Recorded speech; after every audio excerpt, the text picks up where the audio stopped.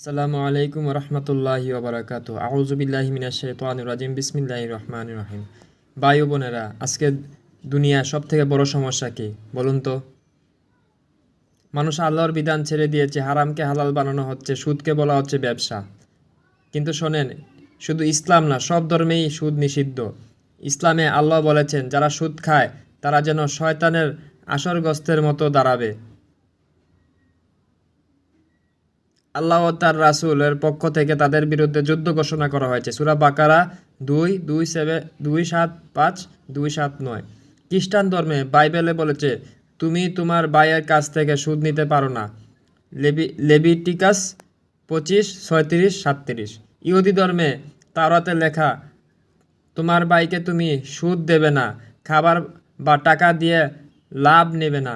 দ্বিতীয় বিবরণী 23:19-20। হিন্দু ধর্মে মনুসংহিতায় বলা যে সুদ খায় সে অধর্মের পথে চলে।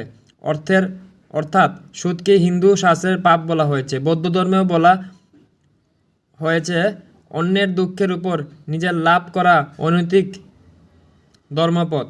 তাহলে বুঝুন, সুদ আসলে সব ধর্মেই পাপ, জুলুম, হারাম। কিন্তু আজ ব্যাংকগুলো এই সুদকে ব্যবসা বানিয়ে ফেলেছে। গরিবের গাড়ে চেপে বসেছে, গরিবকে আরও গরিব বানাচ্ছে আর ধনীদের আরও ধনী করছে। আমাদের ভাই বোনেরা নিজেরাই আজ এই ফাঁদে পড়েছে।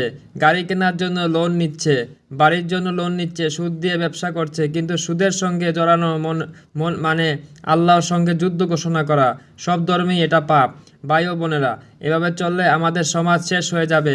যদি আমরা পরিবর্তন চাই, আগে সুদ ছাড়তে হবে। ব্যাংকের এই জুলুম বন্ধ হবে তখনই যখন আমরা হারাম হালালের পার্থক্য বুঝব। সুদের ব্যবসা করে কেউ উন্নতি পায় না, কারণ সেখানে শুধু ক্ষতি আর লানত। চলুন আল্লাহর দিকে ফিরে আসি। চলুন সুদের এই ফাঁদ ছেড়ে হালাল পথে চলি। তাহলে দুনিয়ার শান্তি, আখিরাতেও নাজাত।